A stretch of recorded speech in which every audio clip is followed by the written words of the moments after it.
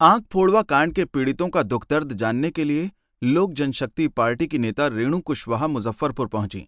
चिराग पासवान के निर्देश पर रेणु कुशवाहा ने एसकेएमसीएच के उपाधीक्षक डॉक्टर गोपाल शंकर साहनी से कांड की पूरी जानकारी ली है। पीड़िता का दुख देखकर रेणु कुशवाहा भड़क उठी। उन्होंने कहा कि जिस राज्य में लिख लोढ़ा पर पत्थर टाइप के नेता उप मुख्यमंत्री के पद पर बैठ जाएं, तो वहां डॉक्टर के ज्ञान का आप अंदाजा खुद ही लगा सकते हैं। कुशवाहा ने नेताओं के लिए न्यूनतम मेरिट रखने की मांग भी सरकार से की है।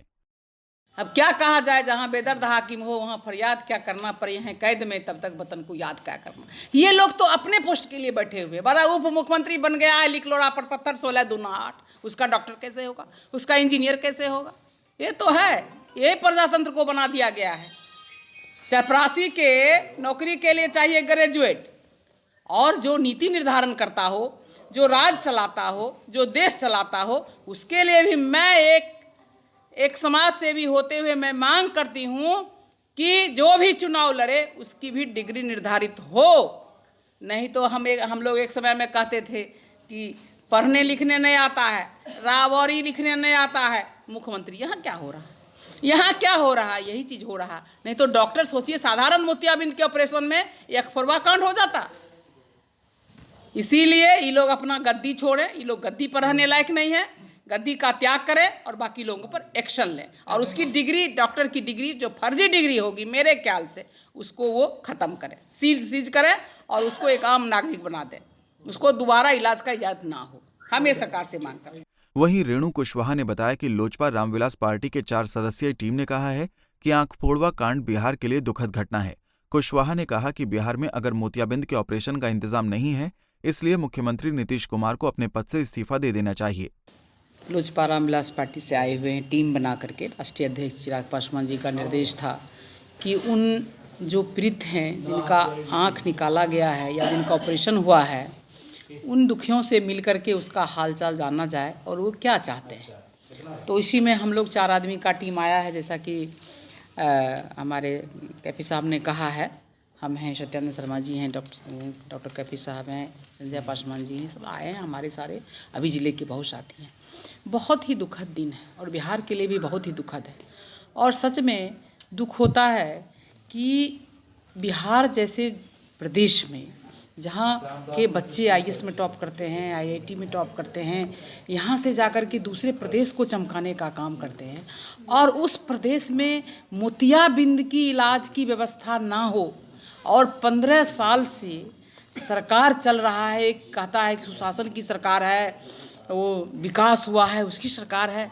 तो ये तो मतलब हवाई बातें दे करके माननीय मुख्यमंत्री जी को सीधे सीधे इस्तीफा कर देना चाहिए था, कि जो आदमी इतना दिन में एक मोतियाबिंद के ऑपरेशन को नहीं सुधार कर सका, और तुरंत ये जांच का क्या बात है, जब देख रहे हैं कि उसका आँख सबका खराब है, कोई मर्द है, कोई लेडी है, और दुखद बात यह है कि वो नित्य कर्म जो होता है वो करने लायक भी नहीं बची है।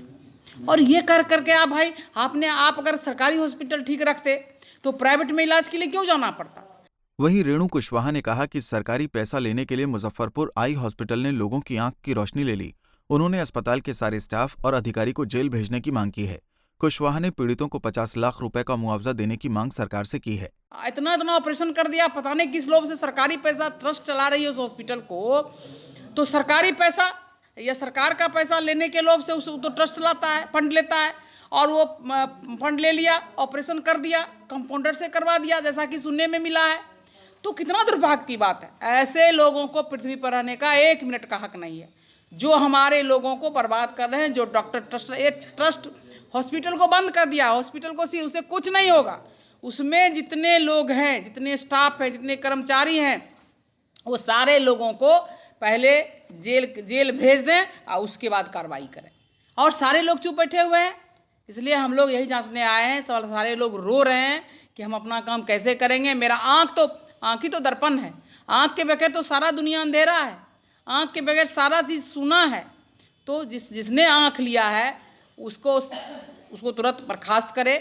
प्राइवेट है तो उसको जेल भेजने का काम करे, उसकी डॉक्टर की डिग्री छीन ली जाए, ताकि दूसरे मरीज को, दूसरे पेशेंट को वो अंधा बनाने का काम नहीं करे। हम लोग अपनी रिपोर्ट लेके जा रहे हैं, राष्ट्रीय अध्यक्ष माननीय चिराग पासवान जी को सौंपेंगे और सरकार से मांग करते हैं कि 50 लाख का मुआवजा प्रति परिवार को देते हुए उस पर डॉक्टर पर उचित एक्शन ले। पीड़ितों के मुआवजा देने की बात पर नीतीश सरकार ने खामोशी की मोटी चादर ओढ़ ली है। इतने बड़े कांड के बावजूद पीड़ितों को मुआवजा नहीं देना नीतीश सरकार के अड़ियल रवैये को दिखाता है। इस कांड ने नीतीश सरकार के सुशासन और विकास के दावे पर बड़ा सवाल खड़ा कर दिया है। पंजाब केसरी टीवी के लिए मुजफ्फरपुर से संतोष तिवारी की रिपोर्ट।